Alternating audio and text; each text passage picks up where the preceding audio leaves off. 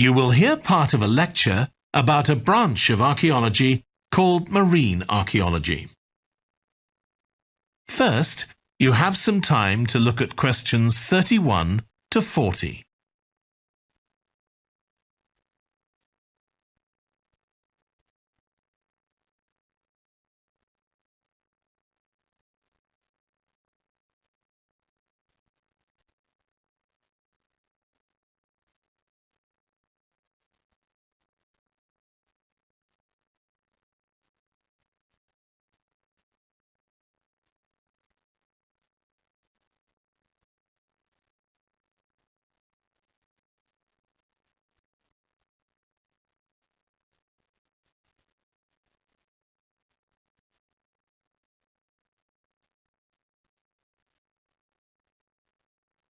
Now listen carefully and answer questions 31 to 40. In today's class, I'm going to talk about marine archaeology, the branch of archaeology focusing on human interaction with the sea, lakes and rivers. It's the study of ships, cargoes, shipping facilities and other physical remains. I'll give you an example, then go on to show how this type of research is being transformed by the use of the latest technology. Atlit Yam was a village on the coast of the eastern Mediterranean, which seems to have been thriving until around 7000 BC. The residents kept cattle, caught fish, and stored grain. They had wells for fresh water.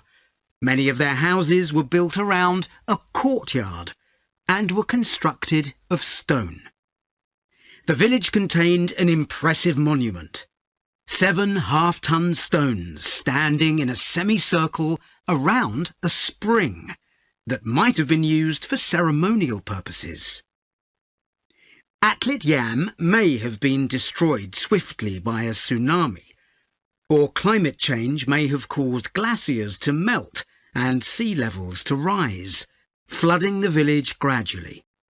Whatever the cause, it now lies 10 metres below the surface of the Mediterranean, buried under sand at the bottom of the sea. It's been described as the largest and best preserved prehistoric settlement ever found on the seabed. For marine archaeologists, Atlit Yam is a treasure trove. Research on the buildings, tools, and the human remains has revealed how the bustling village once functioned, and even what diseases some of its residents suffered from. But of course, this is only one small village, one window into a lost world.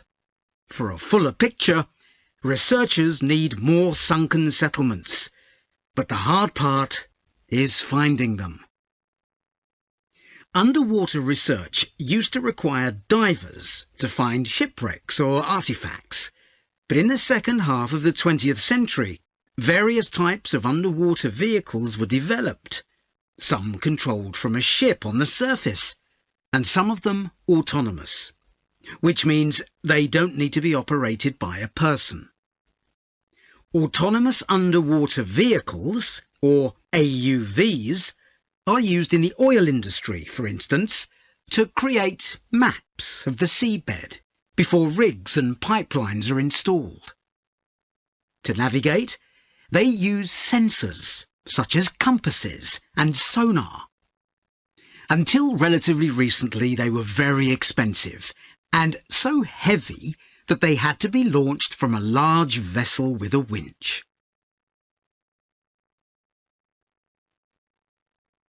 But the latest AUVs are much easier to manoeuvre. They can be launched from the shore or a small ship, and they're much cheaper, which makes them more accessible to research teams. They are also very sophisticated. They can communicate with each other and, for example, work out the most efficient way to survey a site or to find particular objects on the seabed. Field tests show the approach can work. For example, In a trial in 2015, 3 AUVs searched for wrecks at Marzimmemi, off the coast of Sicily. The site is the final resting place of an ancient Roman ship, which sank in the 6th century AD, while ferrying prefabricated marble elements for the construction of an early church. The AUVs mapped the area in detail, finding other ships carrying columns of the same material. Creating an internet in the sea for AUVs to communicate is no easy matter. Wi-Fi networks on land use electromagnetic waves, but in water these will only travel a few centimetres. Instead, a more complex mix of technologies is required. For short distances, AUVs can share data using light, while acoustic waves are used to communicate over long distances.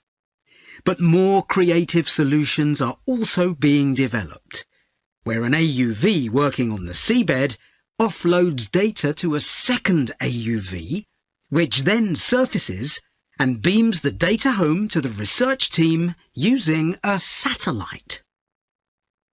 There's also a system that enables AUVs to share information from seabed scans and other data.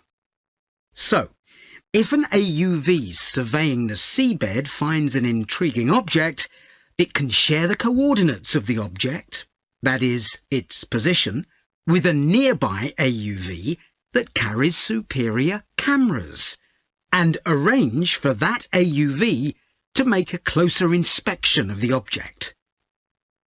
Marine archaeologists are excited about the huge potential of these AUVs for their discipline. One site where they're going to be deployed is the Gulf of Baratti off the Italian coast. In 1974, a 2,000-year-old Roman vessel was discovered here in 18 metres of water. When it sank, it was carrying medical goods in wooden or tin receptacles. Its cargo gives us insight into the treatments available all those years ago, including tablets that are thought to have been dissolved to form a cleansing liquid for the eyes. Other Roman ships went down nearby, taking their cargoes with them. Some held huge pots made of terracotta. Some were used for transporting cargoes of olive oil, and others held wine. In many cases, it's only these containers that remain, while the wooden ships have been buried under silt on the seabed. Another project that's about to be